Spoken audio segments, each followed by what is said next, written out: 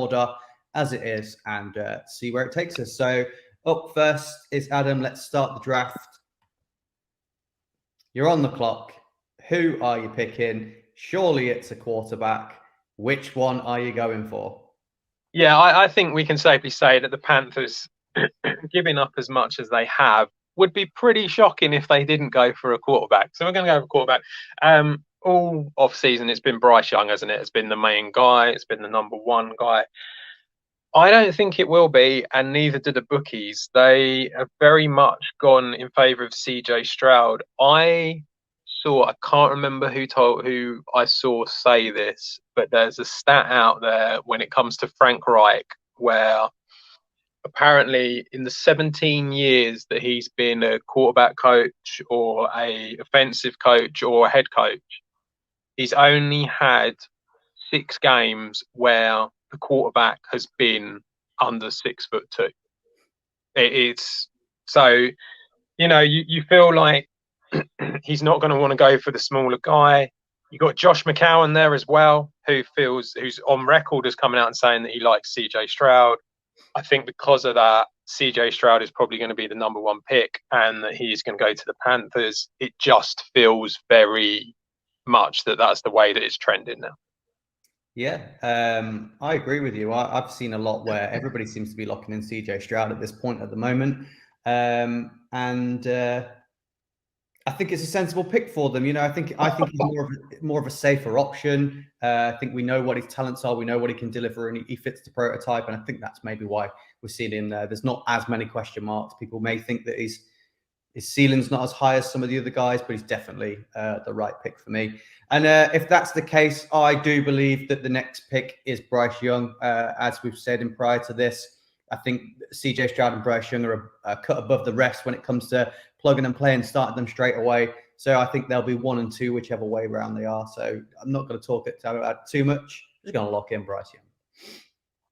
Yeah, I think it's a fairly obvious one, that one. I think that's probably the way that it's going to go. Moving on to the first one that's kind of interesting.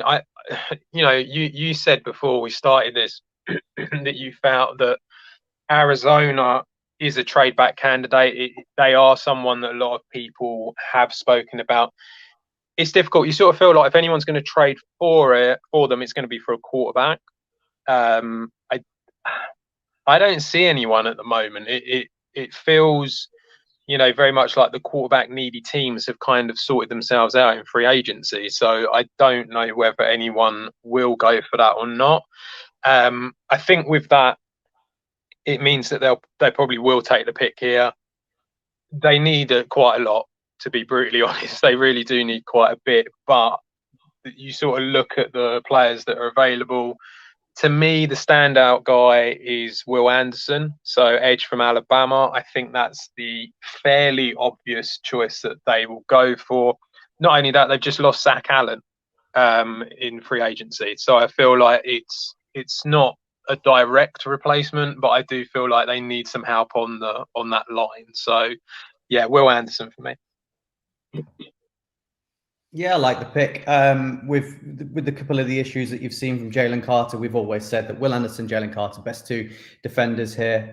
So I like that. I think he fits. It's who I've had at that spot since starting doing mock drafts. So it makes perfect sense. My only thing with the Cardinals is they need a lot of places to fill. So trading down and getting some value for that pick might be good. I do think there's only 4 quarterbacks worth drafting.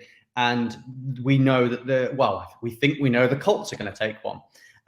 So that only leaves one team that might be fighting out for that spot. So you've got to go above the Colts if there's a guy that you definitely want outside the top 2 that have already gone. Before anything's been said or done, I feel like this one's been talked about and locked in before we even started going into the attributes or chats of the quarterbacks that were coming into this. And it seemed like Will Levis was the guy that everyone was saying it's a definite. He fits what the Colts like. I think he's the next guy off the ball for me that fits. So I'm going to lock in Will Levis for this pick. See, I don't see it at all. I think there's so much hype over Anthony Richardson now. It just feels like that's that seems to be where they're going. I know it's a complete shift from what they have done in previous years, but they have got, you know, a lot of that was with certain coaches that really like that. I think they might just go for something completely different because it hasn't worked for so long. So I feel like Richardson is the one that's going to be. But we'll go with you. Don't you worry. We'll go with you. It's okay. So we'll go with Will Levis for that one. Seattle, I kind of feel like this is when, not exactly when the draft starts or anything like that, but I feel like you're going to have most of the quarterbacks will have gone, I think, by the time you reach this sort of area, especially if Arizona do manage to get a trade and go back. So Seattle, it's a difficult one. I actually think Seattle are looking like a pretty decent team. I think they did pretty well last year. They've made some really nice signings, I think. A lot of people, there's been a lot of talk about Jalen Carter. I just don't really feel like defensive line is what they desperately need, to be honest. I mean, they've brought in a couple of guys. They brought in Jerome Reed. They've brought in Drummond Jones as well for the D line. So I don't really think that Jalen Carter is the one. And given all the problems with the pro day and the sort of like the off-field issues as well, it does come across as though there are a lot of teams out on him at the moment and just don't want to. There's not many teams in the top 10 anymore that want him by the sound of it. And so I feel like they're not going to go there. There's one guy that's kind of been earmarked as a Seattle player all the way through. And I think they'll probably go there despite the fact it's not a desperate need for them. I think they go Tyree Wilson. It's the one that they've been talked about all the way through, edge from Texas Tech. And I just think that they'll go for him because they'll look at him as the best player available at the time. Yeah, I think it's personal opinion. I had a different name in there, but that is sheerly personal opinion. But this guy, we've been talking about him prior to, he's a phenomenal talent. And it's the same position as well that I had going there. I just had Myles Murphy being in that position over Tyree Wilson. It doesn't really matter which one it is. They're both absolutely fantastic. But Tyree Wilson seems to be the guy that seems to be in this spot. So I think that's a good shout there, Adam. It's interesting that you've got that. I know because you've mentioned this before, haven't you, about Myles Murphy? Mm-hmm. He seems to have dropped down quite a bit in a lot of people's boards. Did he just not have a particularly great combine, or he injured himself? I say he injured himself. He's hurt his hamstring. He hasn't torn it or done anything overly damaged, but he tweaked a hamstring and didn't do anything at the combine. And there's no reason why he should drop. I think he'll still be the third edge rusher, if not, off the board. There was a lot of people prior to the combine saying that Tyree Wilson was the next guy, could be the first guy, could be the first defender off of the board. So it's just swings and roundabouts of which one you like the most, and that's the one I like the most out of college. So from watching, now you've left me with the Lions pick. Now. When it comes to the Lions, I genuinely believe that this is a difficult pick because we've had cornerback locked in there for so long, and we've said that there's some fantastic cornerbacks coming out of college this year. But they went and got Cam Sutton, didn't they? They went and got Cam Sutton. They did. They also got Emmanuel Moseley for the year. I know it's only a 1 year, so I do think that they may still go corner, just because Emmanuel Moseley is literally there for the year. I feel like Emmanuel Moseley is going to be used in the same way that the Steelers have brought in Patrick Peterson. I think he's going to be the guy there for a year, the vet who's going to help him. So I could still see a corner happening. I don't think you should be completely against it, but obviously it does make you feel that in a draft this year, where it's quite a strong corner class, you do wonder if they might push it back a bit. Yeah, and they've obviously got Jeff Okudah still that they drafted not that long ago, who I was quite hot on. He just hasn't seemed to have clicked fully yet. I think he's still got it in the bag to do that. So I don't know whether to move. I've got corner on my mock draft for this position, but after we're saying free agency, the moves. Does this leave them a bit short on the D line? I think it does. I think when you're looking at the names that they've got there, for me, it's really only Aiden Hutchinson that's kind of there. After that, it's linebackers, isn't it? The kind of their bigger names. So with Jalen Carter still on the board, I know Freddie'd be happy with that. Could this be the move? Now, it can't. You sort of feel that it should make sense that you would go for this. As I said before, he seems to have gone off of a lot of people's board. I was listening to a video. Give a little shout out to Broshmo. I was listening to him, and he said that he knows someone. I think he said it's someone either inside the Detroit organization, or it's someone who reports for Detroit. And apparently Jalen Carter's not on the board at all, been taken off. They're not interested because of all the problems that there's been. Now, whether that's just them saying that to throw everyone off the scent, who knows? But that is something that apparently has come out. So, well, with that being said, I'm going to stick to what I've got. I do think, like we said, they might need another youngster in there, a guy for the future. They can address maybe some more edge rushers later on. So I'm going to lock in for my favorite. A lot of people have got Devin Witherspoon. I've got Christian Gonzalez. He, for me, is the number one cornerback. So I'm going to lock in Gonzalez for this pick.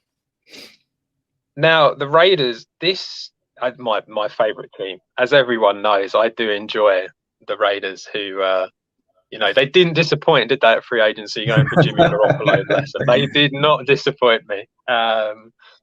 So it's a difficult pick. They were the one who you kind of felt like, obviously they're going to go for quarterback, not now, as they've got Jimmy G. I mean, they could still, if they wanted to pick someone, have him behind. I actually feel like if Anthony Richardson goes to the Colts and Will Levis is still there, that might make more sense, that they might go for that and have him just sit behind Jimmy Garoppolo. That would make sense. However, I can't draft him because you've already nicked it. So we can't do that. I don't know where they're going to go. I mean, I feel like the O-line is their biggest problem. I really do. I just don't know if they're going to... I mean, they kind of have to, because obviously they haven't got another pick until the second round. So to me, it feels like Peter Skoronski is probably the top offensive tackle. I think that would probably... It's difficult. I think him and Paris Johnson are pretty... I think it would depend who you liked through interviews and stuff like that. But I think they're probably the ones that you'd go for. So I think I'll go for Skoronski, just because I think he's the guy who it feels like there's a little bit more buzz about at the moment. And I think that they need to go O-line. Yeah, I've got them taking O-line. I've had them taking O-line for a long time. I've always said, regardless of if they get in a youngster or if they got a veteran at quarterback, they've tagged Josh Jacobs. If you're going to do all of that, you've got to have a good O-line. You've got to have a good O-line, or what's the point in anything else you've done? So it's got to be O-line. You were right with the two names. It doesn't matter which one you pick. I think Skoronski's got the ability to play guard or tackle, whereas maybe Paris Johnson's maybe just more of a tackle, maybe a right tackle to start off with, whereas Skoronski's got a bit more flexibility and you might get a bit more out of him across that line. So that might be the more sensible pick. Now I've got the Falcons. Good luck. Now, I thought they'd done quite well in free agency. I thought they picked up some nice pieces. You didn't. You thought they just. I think this is the team we're talking about. You said they'd just gone out and got a lot of people rather than anything of any quality. No, that was. Was it Houston? That was the Texans. Yeah. I'm not too keen. I must admit, I'm not overly fussed on what they've done. I like Jesse Bates. I think Jesse Bates is a really good signing. The rest of it, there's bits and bobs. I kind of felt like they spent a lot of money. and they didn't really need to. That was the problem.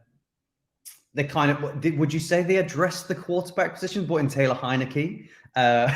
So is that really addressing it? They released Marcus Mariota. They've got Desmond Ridder.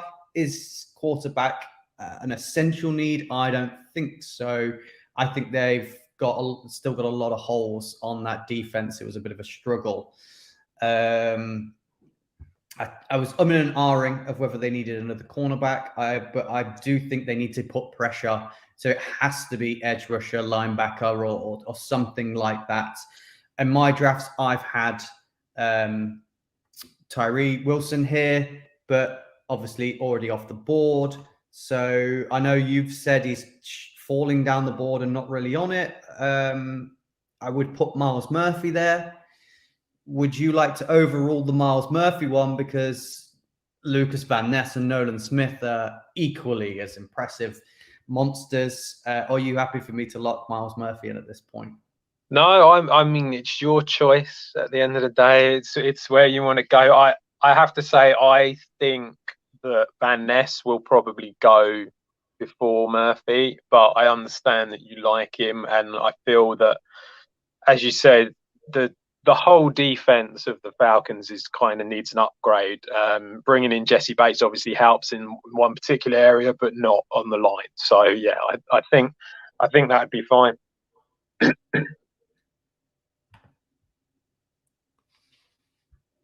Yeah, back on the clock. Right. So Chicago. Oh, good Chicago. Got all the picks, haven't they? The greedy little bears.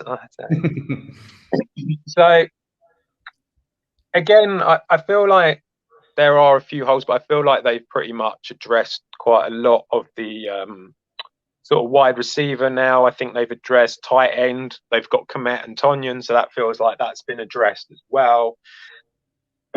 I think that the one area that I think they really need to look at, and this is something where I feel like if you're going, I mean, there's lots of holes on the defense still. They've brought in guys, but there are still lots of holes on the defense.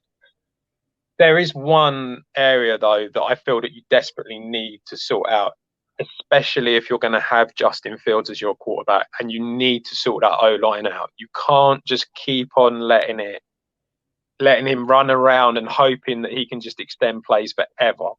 So I think because of that, and given the fact that Skoronski has gone already, I feel like there's probably one other guy that you really want to look at when it comes to the O-line, and that's Paris Johnson.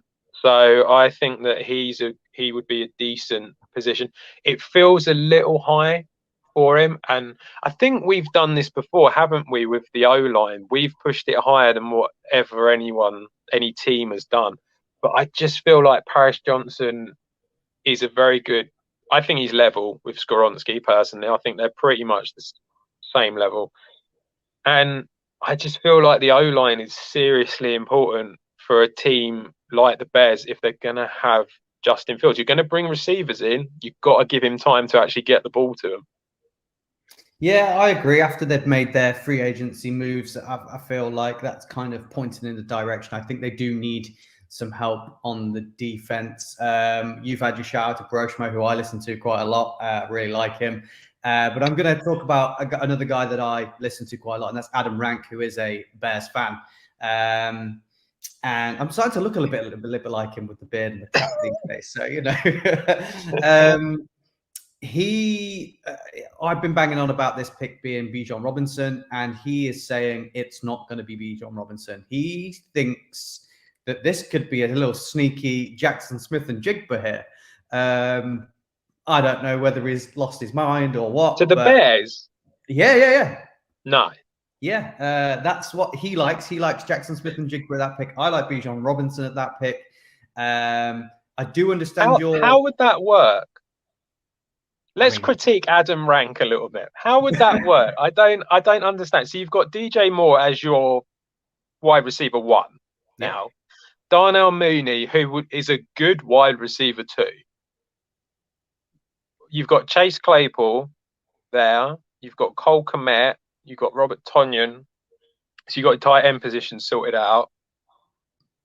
Who else have they got? Anyone else? Yeah, they've got Velas Jones, who was their rookie last year. Yeah, so they got him who's on a rookie deal, so they're going to keep him. So what? Why are you bringing in another receiver? I think it's the slotting instead of Darnell Mooney. I think they go in the two wideouts as Moore and Claypool, and then they slot in Jackson Smith and Jigba in the slot. Is what he's going down. But either way, O-line's a need. Obviously, they've got Tevin Jenkins. Yeah. They've got they brought in over Alex Leatherwood. They've brought in guard Nate Davis. So they've got some youngsters on that list. But I think you're right. I think if you're not going for Jalen Carter here, which I still can't see him dropping outside the top 10, I would probably say they would pick Jalen Carter here. But if you're not, then O-line makes sense. In some places he's dropped down into the sort of like near 20. Well, okay.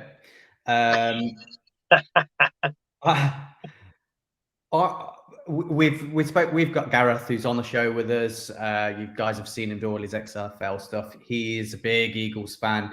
He feels like that they've now shored up the cornerbacks after a lot of chat about all of them leaving. They managed to bring them all back.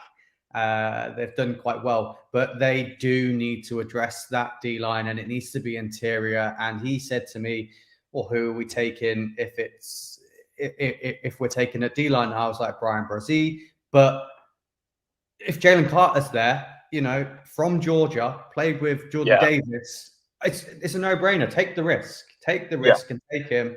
So I'm going to take him off the board here at 10. So I said he's not going outside the top 10, and he's not. I'm taking him there. Why not? Yeah, I think if he is there, then that makes complete sense going to the Eagles. And the other thing is, I think the Eagles, if there are any potential problems with him, which I don't know if there really is, you just kind of feel like maybe he's just got caught up in a bad situation, and that it actually might, as a person, once he goes there,